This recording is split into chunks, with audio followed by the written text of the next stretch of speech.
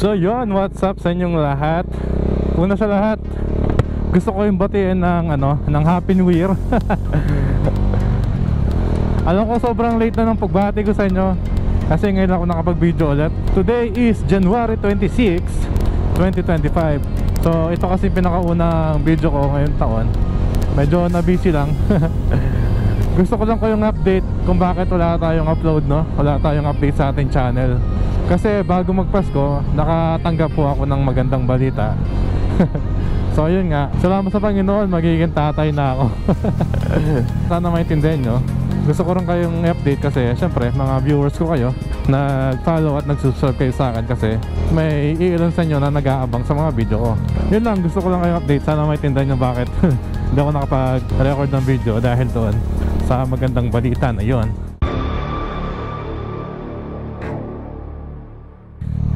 Sa video natin ngayon, gusto ko kayong bigyan ng ownership review. Alam ko, promise ko is 12 months or 1 year. Pero naisip ko parang mas maganda kung today ko gawin, no? Ngayon kasi pang 13 month ng ating Dominar 400 UG2. So diba mas magandang pakinggan yung 13 month. Ngayon, kung nandito ka sa channel ko and ina-expect mo na makarinig ng feedback galing sa owner talaga ng Dominar 400 UG2, nasa tamang channel ka. So explain ko sa inyo ano yung mga na-experience ko, ano yung mga natutunan ko, at higit sa lahat, ano ba yung mga gagawin ko in the future. So hindi to yung review na grabe yung specifics, yung talagang alam nyo, yung grabe yung pagkaka-detail talaga. Hindi to yun. Sa channel ko, gusto ko lahat maintindihan yung gusto kong sabihin. Baguhan man o pro na sa pagmumotor, gusto ko maintindihan ako. Malay mo, meron tayong mahikayat na bumili ng Dominar, di ba? Nakaisa na nga ako eh. Ngayon, nandito tayo sa Clark kasi ito yung pinakamagandang lugar dito sa amin. And syempre, di muna ako maglalayo-layo. Hopefully soon. So ang bala ko is ikot ko kayo dito sa Clark. Tapos sa video rin na to, expect nyo na papakita ko sa inyo kung ano yung mga parts and accessories na nilagay ko so far dito sa aking unit, at kung ano yung mga future na bala kong ilagay. So stay tuned at sasabihin ko lahat. So una-una, kamusta nga ba si Dominar? For me na mahilig talaga sa motor and pangarap ang magka big bike, hindi ako nagsisi sa pagkuha ng Dominar 400. Of course, pagtatanggol ko to, motor ko to. Pero kahit anong sabihin ng iba dyan, dahil Bajaj, made from India, sirain, kadalasan naman ang nagsasabi nun is yung mga meron ng magagandang motor, gaya ng mga Ducati, parang ganon, yung ibang unit na napaka high end. So si Dominar is nasa listahan ng mga most affordable and reliable na big bike na 400cc. So far, nabigay niya lahat ng gusto ko, mga hinahanap ko sa motor. Actually, sobra pa nga eh. Noon gusto ko lang ng malaki na motor. Tapos na sa kakapanood ko ng mga video, ayun, na-conclude ko yung Dominar 400 UG2. Unang-una, napaka-comfortable gamitin, no? Oo, mabigat siya, pero masasanay ka rin. Sa una lang naman eh, lalo na yung vibration, sa una lang yun. Kapag lumagpas ka na dun sa limit ng RPM mo, which is I believe 2,000 odometer, yun, makikita mo na yung full potential ni Dominar 400. Saka napakatipid talaga, no? Dahil siya ay single cylinder lamang, kaya hindi siya ganun kagastos sa gas. Oo, mabibrate pero tipid naman sa gas, di ba? Tapos makakapunta ka pa kahit saan dahil pwede kang pumasok ng expressway, di ba? Ang ganda. Habang tumatagal, no, mas nagugustuhan ko si Dominar kasi nalalaman mo talaga kung paano siya gamitin, yung tamang paggamit.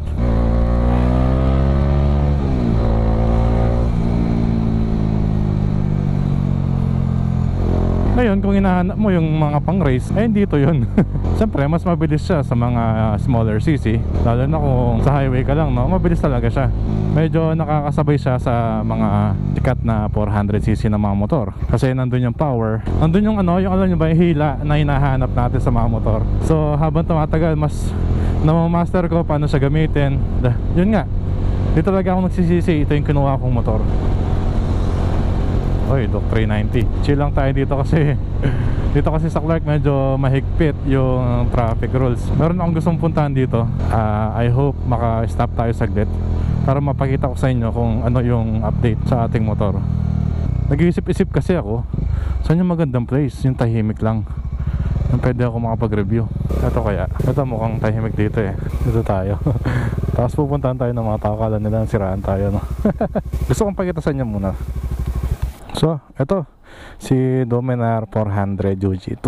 Actually, yung pinangalan ko sa kanya is Domino. Tapos hindi ko alam na meron palang brand ng Domino. Pero okay lang, Domino ang tawag sa kanya. So far, nung una ko nabilang motor na to, or nakuha, ang una ko yung upgrade is yung top box. Kasi storage talaga ang pinaka kailangan ko sa motor, lalo na pag umaalis, kapag nagtatrabaho. So inalis ko yung mini sandalan niya kasi nakita ko sa mga group chat na madaling maputol itong built-in bracket ni Dominar. Kasi hindi naman kasi to metal or steel. I believe it's alloy lang. So para yung weight mapush dito sa gitna, hindi doon sa pinakadulo. So far 13 months hindi pa rin sasira. Chine-check ko din palagi sa loob kung may crack. Pagkatapos ang sumunod na in-upgrade ko is actually sabay-sabay sila. Itong side pannier, tapos ang ating mini driving light, at ang ating PIA dual horn. Dapat yung original yung bilhin nyo. Ibang-iba talaga yung tunog niya. And then pinakabitan na rin natin siya ng hazard. So ito yung mga switch, hazard switch. Kasi si Dominar walang built-in hazard. Ito yung switch ng horn. So pag nakababa is ito yung PIA. Sindi natin. So pag nakababa, ito yung PIA. Di ba ang lakas? Tapos kapag yung ano niya, yung stock niya, ayun. Ang hina. Anong dahilan bakit ko pinalitan yung busina ko? Actually, nung una-una, doon sa papasok ako ng NLEX, yung truck hindi ako naririnig. Kaya doon ako nag-decide na mag-upgrade ng horn. Tapos, ang sumunod na in-upgrade natin, naglagay tayo ng, actually hindi mo siya upgrade, accessories lang eh. Ito, naglagay tayo ng saksakan ng cellphone. Kasi for navigation, siyempre pag pupunta tayo sa mga lugar na hindi tayo pamilyar, malaking tulong talaga yung Google Map. Tapos nilagyan din natin siya ng TPMS, Tire Pressure Monitoring System, ang ibig sabihin. So every pito meron siyang sensor sa likod at harap. Pagkatapos nagpalit tayo ng tambucho. Ano lang to, replica lang to ng Akrapovic M1. Binenta sa akin ng aking kagrupo na si Chip Mark, and gusto ko lang matry kung ano ba yung tunog para sa susunod bibili ako ng original. Alam ko kung anong gusto kong tunog talaga. So yun. Tapos ano pa ba? Ito, binigyan ko ng cover yung ating brake fluid, tag dito.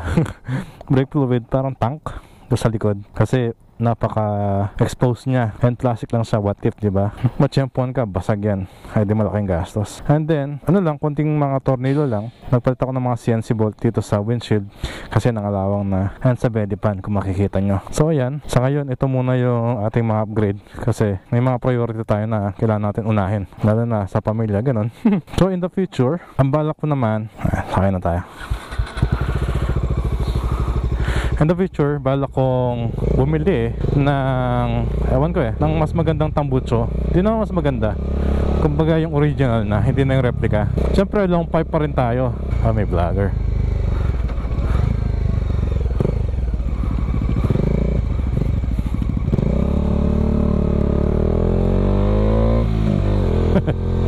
And then yung crash guard natin, meron kasing ginawa yung mga nagbibuild ng Dominar, which is yung Need 1 Moto nga. Bala kong palitan ng pang touring na crash guard, yung meron ng bracket for mini driving light para ma-secure yung ilaw natin at hindi maulit yung nangyari na naputol.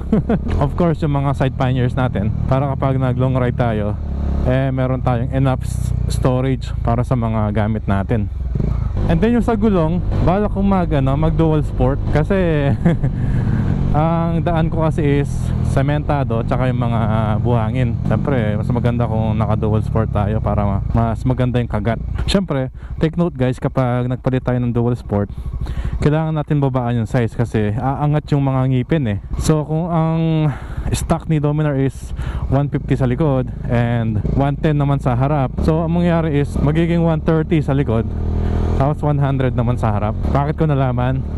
Actually, nagtanong ako kay Sir Troy kung may nakakilala sa inyo. So, ambassador kasi siya ng Corsa, isang tar brand dito sa Pilipinas. Gamit niya ngayon yung dual sport Corsa Cross S yata yun. Gusto ko yung design niya, kaya yun sana yung bala ko. Ngayon, okay pa naman yung gulong ko, hindi pa naman pudpud. Meron lang butas sa harap noon, yung natornilyo nga. Pero goods naman, wala naman ako nakikitang problema. Kaya magpapalit na lang ako pag malapit na. Sa ngayon, yun lang muna yung mga upgrade na naisip ko. Siyempre, alam nyo naman, iba na yung priority ko ngayon. Pero gagawin ko pa rin yung best ko para makapag-upload ng mga video. And hopefully, makapag-upgrade din tayo ng camera na merong mas mahabang battery lifespan at memory na mas mataas yung marirecord natin. Para in the future, makapag-rise din tayo sa mga lugar na magandang puntahan. So hopefully soon. Siguro kung opportunity ako na madagdagan or palitan yung ibang feature ni Dominar, siguro ang isa doon is yung screen niya, no? Yung display niya. Kasi napaka plain, wala siya masyadong details. Pero okay naman, no? Kasi nga, gaya na sabi ko, budget meal si Dominar. Kaya of course may mga features siya na nawala. Siyempre pag tinaasa mo yung feature niyan, tataas yung presyo ni Dominar. Tapos sana ginawa na lang twin cylinder or dual cylinder, ganon. Pero syempre kapag lumakas yung motor, lalakas din yung konsumo ng gas. So yun guys, gusto ko lang sabihin sa inyo, kapag gusto nyong i-upgrade ng mga motor nyo, kapag in-upgrade yung performance like full exhaust, ganon, nagpa-remap kayo, asahan nyo guys na more power means less fuel efficiency.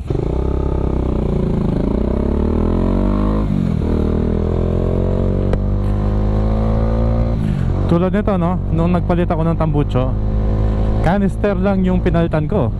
Hindi ako nagpa-cut delete o kahit ano, basta yung dulo lang. Ang height ko is 5'10 and a half or let's say 5'11, and meron akong bigat na 110 kilograms, so medyo malaki ako. Kaya yung fuel consumption ko noon, bago ko pinalitan yung tambucho ko, is nasa 23 to 25 liters per kilometers, no. Tapos nung nagpalit ako ng tambucho, bumaba siya ng around 20 to 22 liters per kilometers. So hindi man siya ganun kalaki, pero of course may changes pa rin. Pero nung nagpalit ako ng tambucho, unang-una syempre mas nagtunog big bike tayo.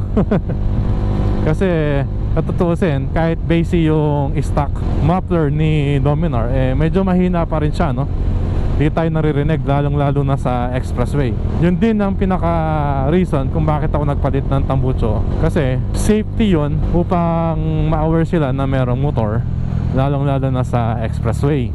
Aminin natin, yung mga malalaking sakyan gaya ng bus at truck, maraming blind spot yan. Kaya importante na alam nila and aware sila na meron silang katabing motor. Kaya yun po yung pinaka-reason kung bakit ko pinalitan ang aking tambucho. Tapos yung mini driving light, kasi kung mapapansin nyo, no, yung Dominar kasi yung stock headlight niya medyo malabo kasi sabog siya. Ako pa naman, nakasalamin ako and nearsighted ako, kaya kailangan ko talaga ng dagdag ilaw. Kaya inuna ko talaga yung mini driving light natin, lalo na nung umakyat kami sa Baguio, kailangan ko ng fog light. Tapos nakalimutan ko sabihin sa inyo kanina, meron tayong handlebar riser.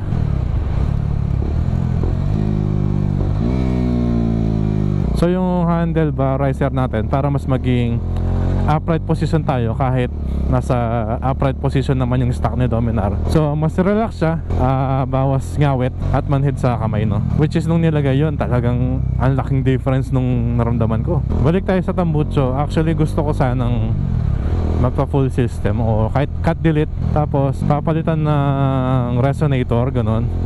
May nakita kasi ako sa YouTube, ang ganda ng tunog Tapos parehas kami ng canister, talagang buong buo yung tunog. Yung kasi talaga yung gustong gusto ko Ayoko ng bulahaw, gusto ko yung bassy na buong buo. Tapos malutong yung yung tunog kapag binirit mo. Ganun ang nagagawa ng long canister. Saan na ba tayo? Hindi ko alam anong part to ng Clark pero lagpas na tayo ng Aqua Planet. Yung windshield, di ko napapalitan to kasi unang-una maganda na siya Talagang ginawa siya para dito. Naisip ko kung papalitan ko pa ng ibang windshield, kung mas mataas or mas maliit. Feeling ko hindi ko na siya type, hindi ko na gusto yung design niya. Saka isa pa sa mga reason, nakadikit na dyan yung mga RFID ko. Hindi ko alam kung anong gagawin kapag nagpalit ng windshield eh. Tapos itong mga accessories sa tangke, meron kasi nabibili na aftermarket na tank kit para mas mukmukhang brusco si Dominar. Gusto ko rin yun eh. Well, ang iba sa atin gusto yung compact kaya tignan. Ako naman gusto ko yung bulky. Kaya bagay na bagay talaga sa akin si Dominar kasi ginawa siya, ang original style niya is bulky. Kaya ito talaga yung nagustuhan ko. Kumbaga bagay na bagay siya sa laki ko. Basta kung balak nyo man bumili ng Dominar, actually na-mention ko dun sa mga last video ko na discontinued na si Dominar 400. Actually discontinued yung ano dun eh, ang right term. Kasi kung phase out, wala na rin parts, di ba? Eh ang dami pang available parts sa market ni Dominar 400. So discontinued siya. Ang alam ko, pinupurso nilang i-release si NS 400Z, kung di ako nagkakamali. Same engine lang, pero different features and body kay Dominar. So asahan nyo na mas mabilis yun ng kaunti dahil sa aerodynamics design niya, tsaka sa gaan. I believe nasa 160 plus lang ata yun, hindi ko pa alam. I-search nyo na lang. And si Dominar 400 UG, lalo na to si UG2, nasa 193 kg curb weight. So sobrang bigat talaga.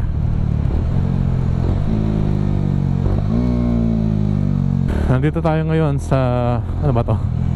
Kalimutan ko eh.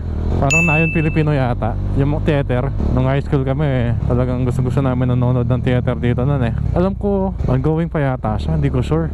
Kung may nakakaalam sa inyo, please let me know, no? Parang nakakamiss manood ng theater. Ang ganda nito oh.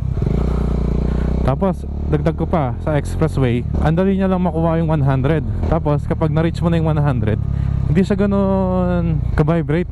Yung talagang okay lang, yung hindi siya nakakatakot. Kung alam niyo yung ibig sabihin, yung hindi yung pakiramdam mo para sasabog yung motor. Hindi, wala siyang ganong feeling. Actually minsan sumusobra ako like 120 to 130, hindi ko napapansin eh, kasi talagang relax lang si Dominar. Mamaya mag-exit tayo sa sa expressway para mapakita ko sa inyo. Ayun lang, wala na ako masyadong madagdag eh, kasi talagang napakaganda ng motor na to. Lalo na sa mga baguhan, mga gusto mag-umpisa, sa mga first time na mag-big bike, mare-recommend ko talaga to, lalo na kung hindi ganun ka unlimited yung budget nyo. Gaya ko. Wala siyang fancy features, pero kuwang-kuha yung kailangan mo. Yun lang masasabi ko. Kapag gusto ko na waswasan, nagagawa ko. Kapag gusto ko ng chill, nagagawa ko. Pero syempre hindi siya ganun kabilis. Gaya ng sabi ko kanina, hindi ito pang race. Dinesign siya for adventure and touring. Pero may mga nag-setup nito na parang naked type, ganun. Ang forma nga eh. Siyempre, more naked, mas gaganda yung aerodynamic niya. Less hangin yung babanggain niya, kaya mas bibilis siya. Siguro ang top speed ko pa lang dito is nasa 140 to 150. Pero kaya niya pang umabot ng 160. Tapos, isa pa sa pinakagusto ko dito, yung upuan niya. Hindi siya tinipid. Although, aminin natin, marami pa rin mas magandang upuan dyan. Hindi na ako magbabanggit ng mga brand and unit. Kung may mga backride kayo, no, napakaganda talaga nito. Comfortable si OBR natin. Yun din ang isa sa dahilan kaya ito yung talaga yung pinili kong motor. Kasi may sakay ako palagi eh. Although ngayon wala mo nang rides sa aking backride kasi buntis siya. Hindi mo na siya pwede magmotor para for safety ng baby. Tsaka hindi siya nakakatakot i-high rev. Kahit single cylinder lang siya, yung vibration niya hindi ganun kalakas, promise. Tapos ang isa pa sa pinakamagandang feature ni Dominar 400 is yung stepper class niya. So kahit galing ka sa mataas na gear, okay lang kahit bumaba ka. Hindi maglalak yung gulong sa likod. Tapos dual ABS pa siya, anti-braking system. Kaya kahit anong biglaang pag preno mo, hindi maglalak yung gulong mo. So yun talaga yung pinakamagandang safety features niya, lalong-lalo na dahil big bike siya. So ito guys, malapit na tayong matapos. Inikot ko lang talaga kayo sa Clark kasi gaya ng sabi ko kanina, ito lang yung pinakamagandang lugar sa amin dito sa Mabalacat. So papasok tayo ng SCTEC. Gusto ko rin pakita sa inyo kung paano si Dominar sa SCTEC, no? Kasi may mga nagre-request din na huwag ko daw i-cut sa expressway. Paano hindi ko kakat? Puro daan lang nakikita nyo. Pero ito, since ano lang, maliit lang yung distansya ng exit ko, so tatry ko kahit hindi ko na siguro i-cut. Nga pala, no, hindi ko alam kung may update sa RFID, pero nung isang araw ang bilis ma-scan nung RFID, pero parang hindi dito. So ayun, kung may tanong pa kayo and may mga suggestion kayo para sa ating future video, please mag-comment kayo sa comment section, kung sa Facebook man yan o sa YouTube. Pero mas prepare ko sa YouTube syempre. Hindi naman sa ano, pero ang hirap kasi ni Facebook eh. Ang hirap niyang ma-please eh. Ayun, lagi niyong tandaan, sa daan palagi mag-iingat, lagi maging alerto, at habaan lagi ang pasensya. Okay, expressway.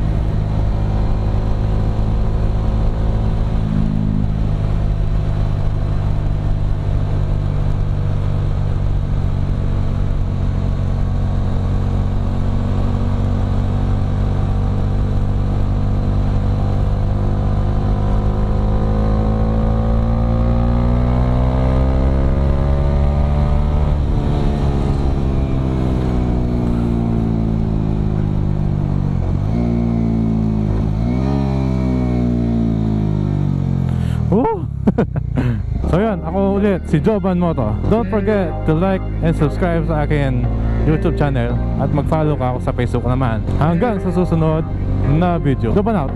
Peace.